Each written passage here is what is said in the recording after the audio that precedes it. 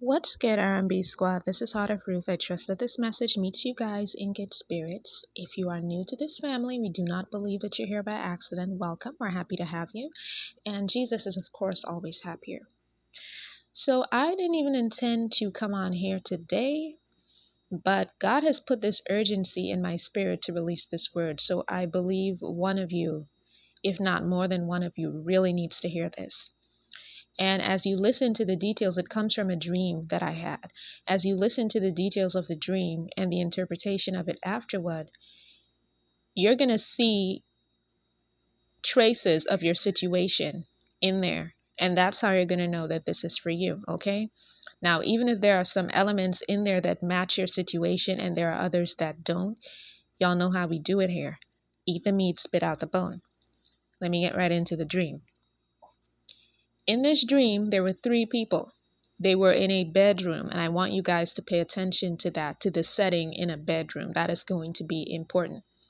One was a female, and there were two males, okay? So two of these people were each other's kingdom spouse. Two of these people were God-ordained spouses to each other, okay? Now, the male God-ordained spouse, he was significantly larger in physical size than the other man. And this is significant as well. This is important. So make a mental note of that, okay? And he was laying down. He was laying down on his back. And even though he was laying down on his back, I could see, even in that passive position, that he was a lot bigger in stature than the other man. Now, the other man was standing. And even though he was standing, he still looked a bit short, okay? And he's standing on the bed. So that was another thing that made me laugh. Perhaps he stood on the bed because he wanted to look, I don't know, taller, or he wanted to seem intimidating, but he was just standing on the bed. So he was standing, kind of trying to hover above the woman and the man. And the woman, she was sitting right by the man's head. Her kingdom husband, she was sitting right by his head, except that they were facing different directions. They were facing opposite directions. So the kingdom husband was laying down and he was facing one direction and she was sitting right by his head, but she was facing the opposite direction. And that's also going to be significant. Okay. And as she sits there, her back is turned to the man who is standing on the bed. But then he speaks to her and he says to her, "How dare you bring this man up in here? How dare you bring this man? Why is this man here?" And in my head, I'm looking at her at the situation and I'm assessing the situation. And I'm like, wait a minute now, you're the intruder. Like you're the third wheel. You're not supposed to be here with these two people. But he has this arrogance and he's accusing her of, it's like in his head, she's still with him or she still owes him something. And so he is asking her or saying to her, how dare you bring this man into the situation? How dare you bring this man in here? And she doesn't respond. She just looks at him. But then he attacks her. He actually hits her. Okay? And he doesn't hit her that hard. But she has like this anger. I saw how angry she became at the fact that he even dared to physically attack her. And then she says to the man who is laying down, she says to her kingdom partner, she says, "This man just hit me. Aren't you going to do something about it? He just hit me." And her kingdom partner, at first it looks like he's not going to do anything. And I'm sitting there looking at him like, really? Like you're twice this guy's size. Really? You're just going to let him hit your woman? And that's it. I'm just standing there watching this take place. And like I said, at first it looks like her kingdom partner isn't going to do anything about it. But then to my surprise and to hers, because I could see the surprise on her face, like maybe she was expecting him to do something, but not that. So he gets up out of his position where he was laying down and he proceeds to strangle this man. Okay, he just wraps his arms, his hands around this man's throat and begins to strangle him, to choke him out. Okay, And he chokes him out to the point where it looks like he's about to pass out, and then he stops. But he doesn't get done there. He does not get done there. And what I noticed, two things. I remember feeling so satisfied that he was choking this man out. Like, I am not a person who revels in violence. That's something that I don't even watch on TV or anything like that. I try my best to avoid things like that. Do you see what I'm saying? Because we can't feed our spirit that kind of thing as Christians. But I remember feeling so satisfied at the fact that he was actually dealing with this man in this manner. And then I realized it wasn't my own satisfaction that I was feeling, it was hers. It's almost like she was relieved, like this thing had been going on for a while. This person had been attacking her for a while. And like this, maybe she wanted her kingdom husband to do something about it, but he just wasn't doing anything about it. And when he finally decided to do something about it, it was so over the top. And it's like she was just mentally cheering him on, like, yeah, get him, babe, like that, right? So there was like this satisfaction and this excitement at the fact that he was checking this man on her behalf. And he choked this man out until he almost passed out. And when I thought he was done, oh, he wasn't done. Then he took this thing that looked like a curtain cord. And sometimes, y'all, when you dream, certain things go over your head. But when you wake up, Big Brother Jesus is like, did that really go over your head? And that's the moment that I had with the Lord when I woke up. The Lord was like, did you really let that go over your head in the dream? But I'm going to get into that in a minute. So her kingdom husband, he has this thing with him that he's been carrying around with him that looks like a curtain cord, one of those old-fashioned curtain cords, okay? And some of y'all would know, like if you had grandmas who used to have like the old-fashioned curtain cords, you'll know what I'm talking about. So it was like that. And it's like he was carrying this thing around with him. And he retrieves it from wherever he was keeping it, and he wraps it around this man's, like he tucks it underneath the other man's nose, okay?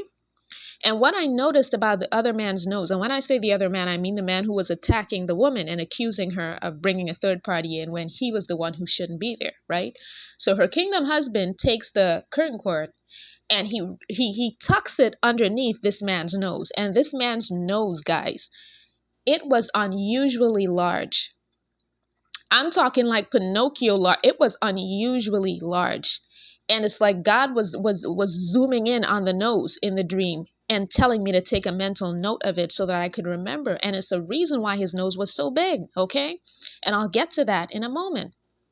So this man wraps this cord, the kingdom husband, wraps this cord around this man's head and tucks it under his nose and is about to, it looks like he's about to smother him or suffocate him with this curtain cord, okay? And he was dead set on doing it. He was about to do it. I saw so much rage in the kingdom husband. Like he was enraged. Like, I know you didn't hit my woman. He was enraged.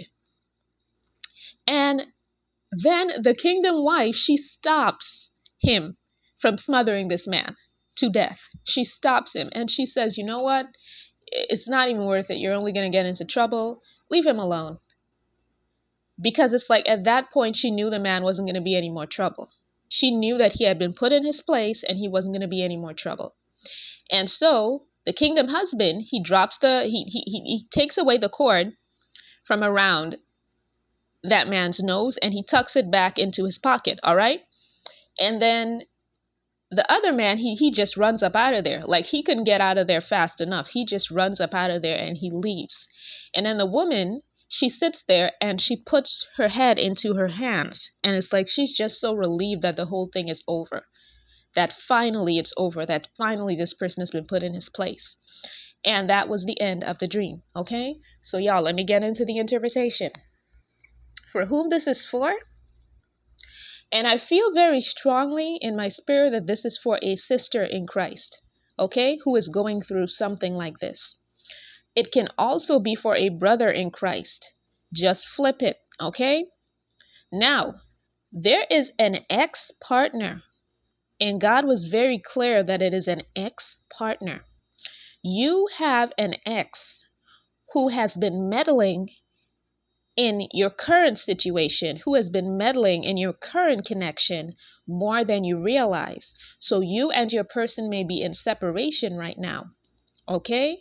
You and the person that God told you is supposed to marry you, you're in separation with this person, or you're facing some sort of difficulty with this person. The two of you are going through a rough patch.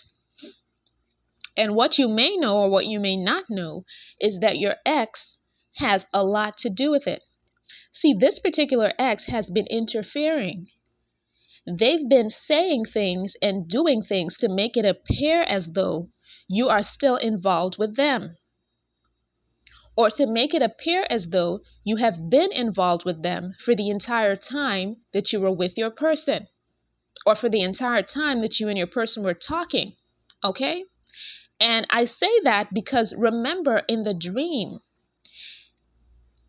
the guy who was the third wheel, he tried to make it seem as though the woman had brought this other man into the picture and like they had been together all along. He was like, how dare you bring this man up in here? So he tried to make it look like the two of them had something solid going on and she was cheating on him with this man, when in reality, this man is her kingdom husband and she doesn't have any dealings with him anymore. He is just an ex.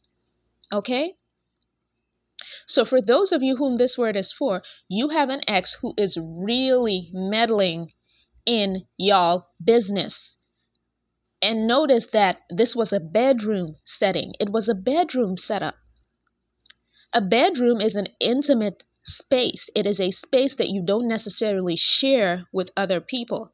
So the couple was there in this bedroom and this man was there with them. Why was he there? This person, this ex, is all in y'all business. Like, I mean, intimately involved in y'all business. Perhaps eavesdropping on your conversations in some way or something like that. Okay? But what they've been doing is that this ex has been making a lot of mischief. And because of what they've been doing, they've been planting a lot of seeds of doubt in your person as well. They may have even contacted your person and tried to make your person feel as though something is still going on between the two of you, between you and them. Okay? And they planted seeds of doubt in your person's head, got your person questioning your character, questioning what kind of person you are, even causing your person some pain. Okay? Because notice the man in the dream, the kingdom husband, at first when that man hit her, when that ex attacked her at first, the kingdom husband just lay there and he wasn't doing anything. And the fact that he was laying there, he was in a passive position. So your person may have been taking a very passive role in all of this. They may not have been fighting back. They may have been allowing this person to feed them nonsense so that they end up doubting you and questioning your character. And they have not really felt the need to fight back until now. Okay? And then the fact that the nose was so big, the fact that the nose was like Pinocchio large, that tells me that this person tells a lot of lies. This ex, they're not against telling lies to try to cause trouble between the two of you. So if they could get into your ear and tell you lies about your person, they would. And then if they can get into your person's ear and tell your person these horrendous lies about you, they would. And they've probably already been doing that. Okay? So there's that. But notice the woman, she calls her kingdom husband out in the dream and she says, aren't you going to do something? This man just attacked me. He just attacked me right in front of you. Aren't you going to do something? So it is something that's going to come out in the open, if it hasn't already, that is going to make your person see that this person is a liar. That this ex of yours is a liar. That the things that they're saying about you, the things they're accusing you of, aren't true. That this person is just lying so that they can have their way in the situation and try to separate the two of you. And the thing about it is, this person is so evil. They know good and well that separating the two of you is not going to make you get back with them. They know that if they were the last man or the last woman on earth, you still wouldn't want to be with them. But they just don't want you to be happy. And that's the thing. This man, this ex, he had so much viciousness in his eyes and in his disposition toward this woman And I could tell he didn't even care that much about the kingdom husband. It wasn't him he wanted to attack. It was the woman. He just had all this hatred toward her. Like he just really wanted to really take her out. And for some of you, this ex is really, they have these really vicious, evil thoughts toward you. They can't stand the fact that you've moved on with your life. They can't stand the fact that they're not there with you anymore. God may have already started to bless you and they're getting news of your blessings. They're receiving news of your blessings. They want to be a part of it. And they can be because you shut them out of your life. So they have all of this resentment towards you and they're determined to try to destroy anything that you've got going on. Okay? So your person is going to peep this. They're going to see that what you've been saying about this person all along has been true. Maybe you even told them, look, you got to look out for my ex. He or she is crazy. It's something wrong with them. Maybe you even told your person that. And maybe they didn't take you seriously at first because that man was just laying there with his big self, with his tall self, with his large self. He was just laying there, okay? And letting this itty bitty man attack his wife, his kingdom wife, okay? So maybe your person did not believe you at first when you told them how crazy this ex was and how vindictive this ex was. But they're finally going to see something that's undeniable. They're going to see something that is going to make them realize that, you know, she was right all along, or he was right. They were right about what they were saying about this person. This person really is meddling. And the fact that he got up and he attacked that man, he counterattacked and strangled him, started choking him out. Okay? Your person is about to fight back. And for some of you, this is already happening in real time. So what this looks like in waking life, if you didn't know, now you know, this is happening in real time. And you're going to receive news of it sooner rather than later. Okay? What this looks like in waking life, your person counterattacking, is that they could be putting people in their place right now as I deliver this message to you guys. It could be somebody in their ear, and it doesn't even have to be the ex who's been attacking y'all. Anybody that has been saying anything negative about you or about your union, they could be actively putting people in their place right now. They may even actively be putting that ex in their place right now. So your person has they've begun to fight back. Okay? And not only are they fighting back in the natural, they're fighting back in the spirit realm. So now they're praying for you. They're praying for God to cover you, to protect you from this person, from this ex, because they realize that it's something that is wrong with this individual and that you might not be safe. So they have begun to take steps to protect you in the spirit and in the natural. Okay, they're aggressively protecting you. He was choking that man out in that dream. They are aggressively determined to protect you. Okay, now the fact that these two people were sitting on opposite sides. So the woman was sitting right by the man's head, by her kingdom husband's head, but she was facing the opposite direction to him. What this person did, this ex, has put the two of you on opposing sides. It has put the two of you in a situation where you weren't able to agree with one another. There was friction, okay? But the minute that kingdom spouse decided, the male kingdom spouse decided that he was going to defend his woman, that he was going to defend his wife, it was all over for that man. You should have seen the look on his face, the look on the ex's face when he realized that these two people are coming for me. Like, they're coming for me. This man is choking me out and this woman is letting him do it. She's not even going to stop him. You could have seen on his face that he knew he messed up. And when the kingdom wife finally said, you know what, let him go. It's not even worth it. You're going to get into trouble. Man, he flew out of that room so fast. It was like he had wings. He ran up out of that room so quickly. And I knew instinctively in my spirit that he had no intention of coming back. And guys, what did the kingdom husband take out of his pocket to smother that man? A curtain cord. Okay? The Lord led me to Ecclesiastes 4 verse 12 when I woke up. And this was when he was like, did that really go over your head? Ecclesiastes 4 verse 12. And though one can overpower him, what did that ex do? he tried to attack that woman, to physically attack her. And though one can overpower him who is alone, two can resist him. A cord of 3 strands is not quickly broken. Glory to God. Like, it didn't get more real. That was the realest depiction of Ecclesiastes 4 verse 12 that I've ever seen in any dream.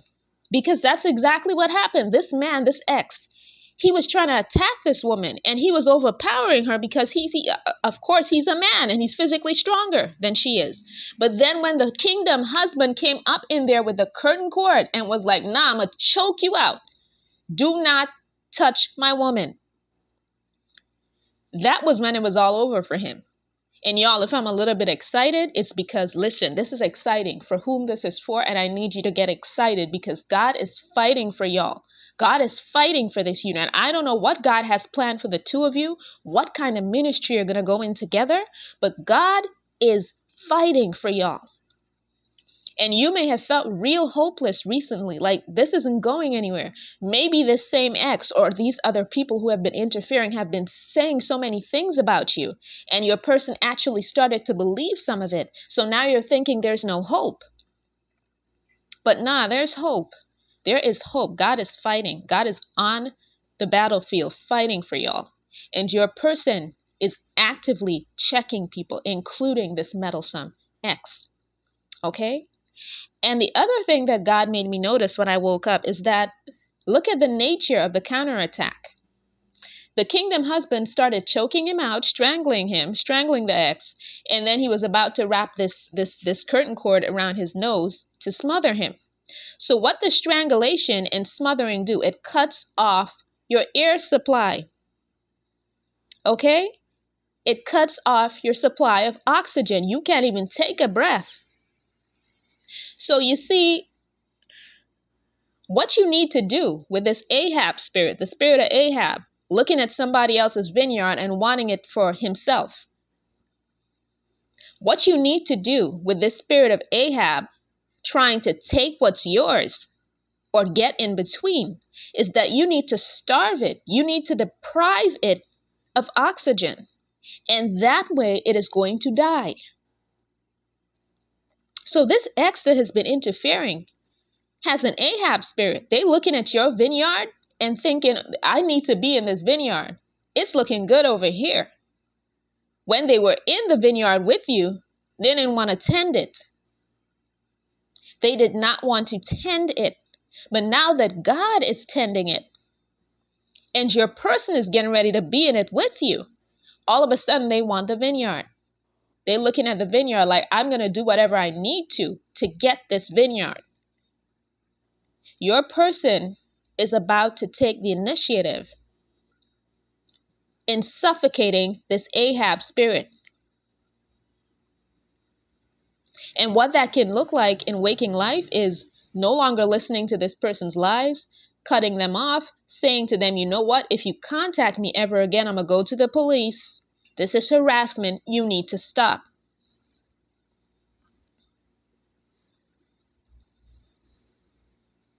And for some of y'all, pray for your person.